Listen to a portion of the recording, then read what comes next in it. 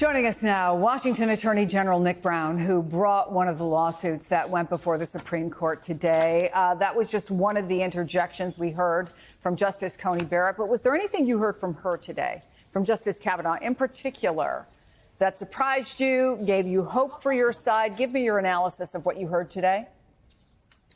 Well, sure. Thank you, Chris. I think we heard from justices of all stripes a lot of skepticism about the legal arguments that were being made by the Department of Justice today, not only on the more procedural arguments about the scope of nationwide injunctions, but many justices started to get to the heart of the issue about what it means to be an American and the really 100+ years of precedent from the Supreme Court and Congress and others about reestablishing that if you're born on American soil, that you are in fact an American. But many of the justices really struggled with the Department of Justice's arguments that this wouldn't apply universally. And really, I think it started to unravel the absurdity of some of these legal arguments. The idea that you would be born in my home state of Washington, but that you could cross across the border into Idaho and you would lose all the rights and privileges that comes with being an American. I think a lot of justices really, really struggled with that idea. The Solicitor General, who, of course, for folks who don't know, argued on behalf of the government, was grilled on the practicality of ending those nationwide injunctions. And I want you to listen to that, and we'll talk about it on the other side.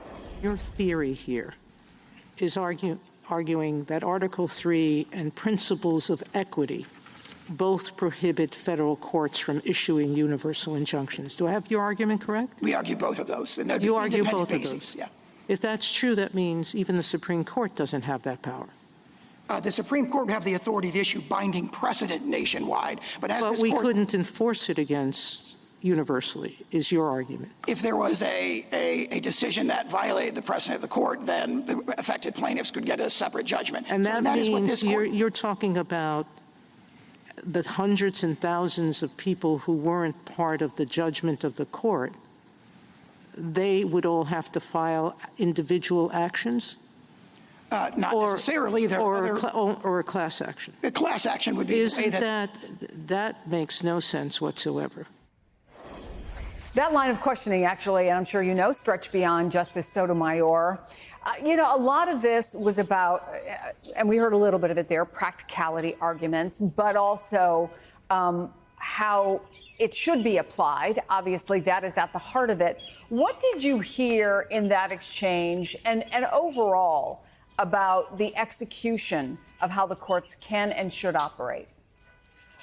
Well, Chris, a couple additional things really stood out for me, and Justice Sotomayor really hit on the heart of the issue when she made an analogy to the Department of Justice's arguments when it comes to gun rights in America and the Second Amendment rights that so many Americans enjoy.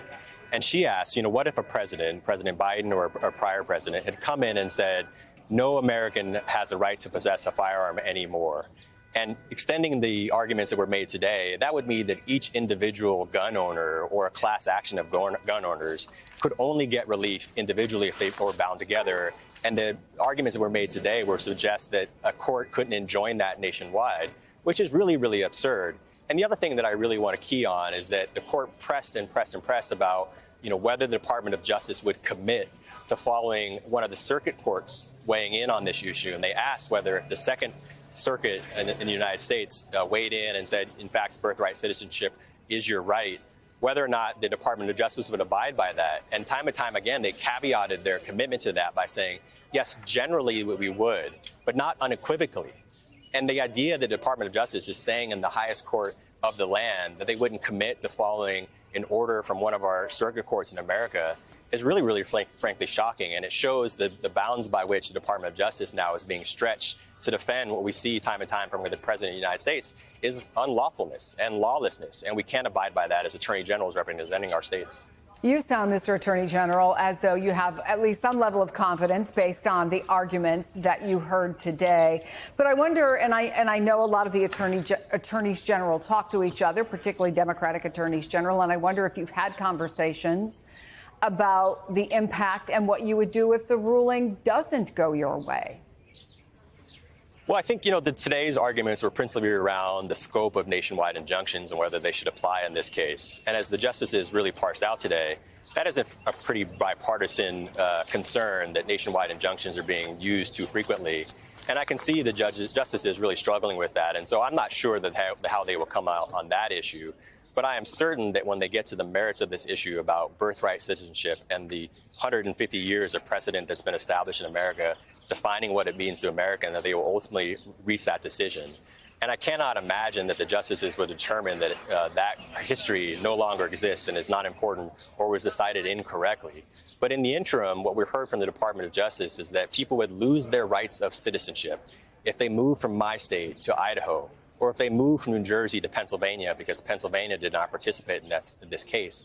And that's really absurd. And the other thing that I would highlight is that not only are we talking about children losing their American citizenship, but there is a class of people that would not have citizenship of any country because the countries where the home parents might come from would not recognize their citizenship unless they were born in that country. And so we're talking about people that would not have protections from America, but also from any country. And we can't let that move forward because of the protections that we need to provide for children in this country. Washington State Attorney General Nick Brown, it's kind of you on a very busy day to take the time to talk to us. Thank you.